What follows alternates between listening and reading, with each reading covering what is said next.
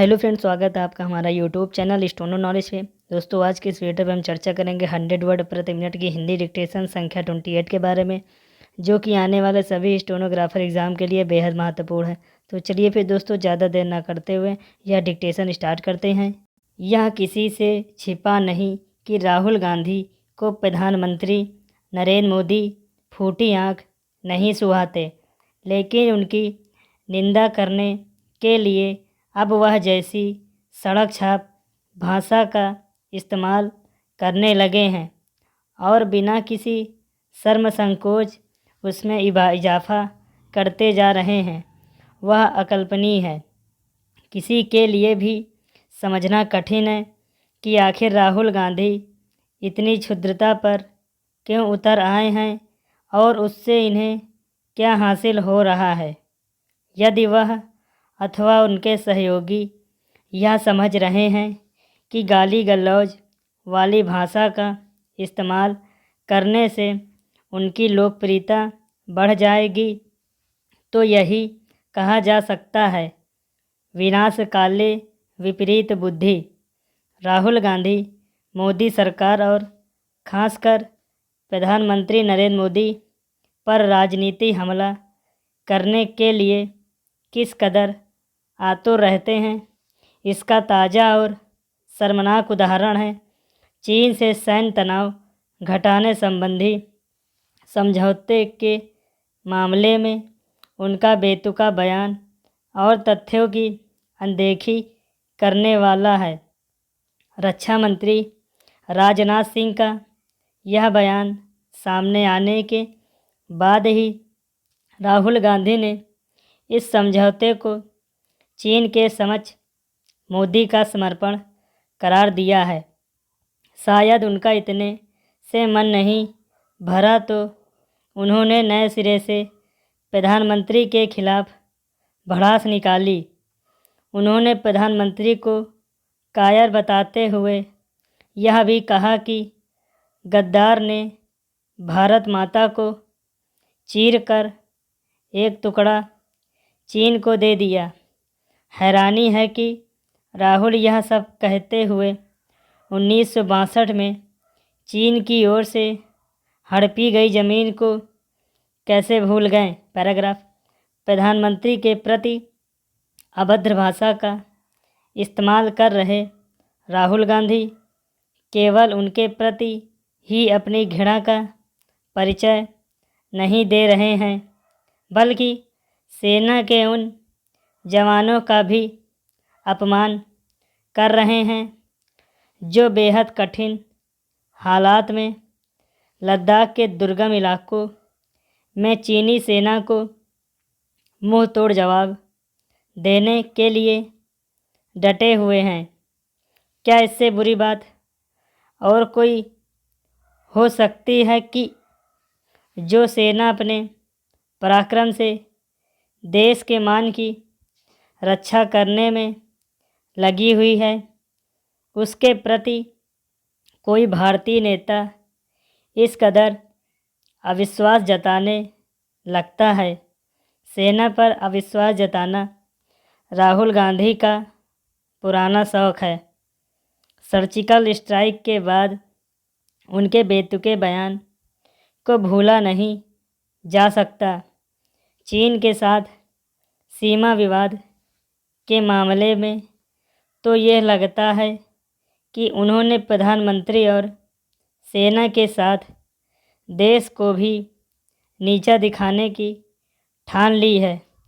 वह प्रधानमंत्री के प्रति अपनी नफ़रत का परिचय देने के लिए सामान्य शिष्टाचार और सार्वजनिक जीवन की मर्यादा का उल्लंघन करने का कोई मौका नहीं छोड़ रहे हैं।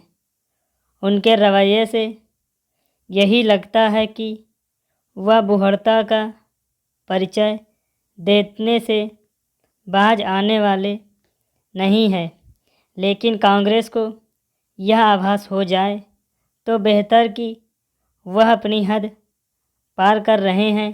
पैराग्राफ। योगी सरकार की ओर से हर मंडल मुख्यालय में बसंत पंचमी से शुरू होने जा रही निःशुल्क कोचिंग अभ्युदय के लिए शुरुआती 20 घंटे में ही करीब 1 लाख युवाओं का पंजीकरण कराना किसी नए अध्याय का सूत्रपात नज़र आता है। हर्ष की बात है कि सर्वाधिक रजिस्ट्रेशन सिविल सेवाओं में जाने की ख्वाहिश लेकर हुए हैं। शेष पंजीकरण नीट, जेई, सीडीएस, एनडीए जैसी प्रतियोगिता परीक्षाओं के लिए हैं। एक दिन में करीब 10.5 लाख लोगों ने वेबसाइट भी विजिट की है। युवाओं की भावनाओं को समझ रही राज्य सरकार पूरी कुशलता से इसकी तैयारी में भी जुटी है। कोचिंग संचालन का खर्च कहीं बोझ ना बन जाए, इसलिए सूझबूझ दिखाई गई है। कक्षाएं सरकारी कॉलेजों में चलेंगी और उनके संसाधन काम आएंगे। विशेषज्ञों तो बुलाए ही हैं। पुलिस, प्रशासनिक और अन्य पदों पर आसीन अफसरों को भी मार्गदर्शन के लिए लगाया जाएगा। गुणवत्ता बनाए रखने के लिए मंडलायुक्त, जिलाधिकारी, आईजी, डीआईजी या एसएसपी जैसे वरिष्ठ अफसरों को भी थोड़ा समय कोचिंग के लिए देना होगा। भाजपा सरकार ने ढर्रे से बाहर आकर कई प्रयोग किए।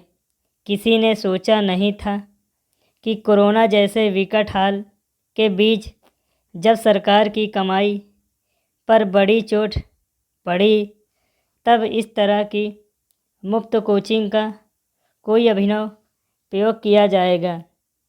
लेकिन कई फैसले लीक से हटकर लिए गए। कोरोना के कारण ही जब देश भर में भगदड़ के हालात बने थे, तो योगी आदित्यनाथ ऐसे पहले मुख्यमंत्री बने जिन्होंने लॉकडाउन के बावजूद प्रदेशवासियों को सकुशल घर तक पहुंचाने के लिए सारे संसाधन झोंक दिए थे। घर लौटे करीब 30 लाख लोगों का कौशल परीक्षण कराकर उन्हें भरसक रोजगार भी दिया। प्रतियोगियों को निःशुल्क कोचिंग भी ऐसा ही फैसला है। वैसे पूर्ववर्ती सरकारों ने भी वर्ग विशेष के लिए कोचिंग चलाई है, लेकिन वहाँ सबको अवसर नहीं मिल पाता था। यहाँ अभ्युदय के लिए ऑनलाइन सभी वर्ग की कतार लगी है। इस योजना के प्रति बड़ी संख्या में युवाओं का विश्वास सरकारी तंत्र पर नैतिक जिम्मेदारी बढ़ाने वाला है। सरकार को भी उनकी अपेक्षाओं पर खरा उतरना होगा। दोस्तों, अगर आपको हमारी वीडियो अच्छी लगी हो तो लाइक करिए और वीडियो को शेयर करिए ताकि लोग ज़्यादा से ज़्यादा हमारी ये वीडियो देख सकें, और चैनल को सब्सक्राइब करना बिल्कुल भी मत भूलिएगा। So thank you very much दोस्तों।